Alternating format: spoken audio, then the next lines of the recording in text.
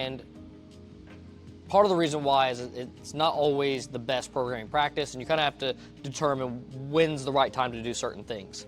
In this particular instance, we're using the register 2 equal to register 4 to demonstrate the utilization of a register.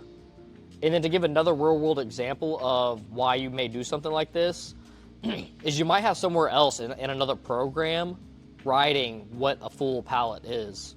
So you might somewhere in another program have a PLC saying, this is the recipe value for this part number that we're running. Maybe you have boxes that you're stacking.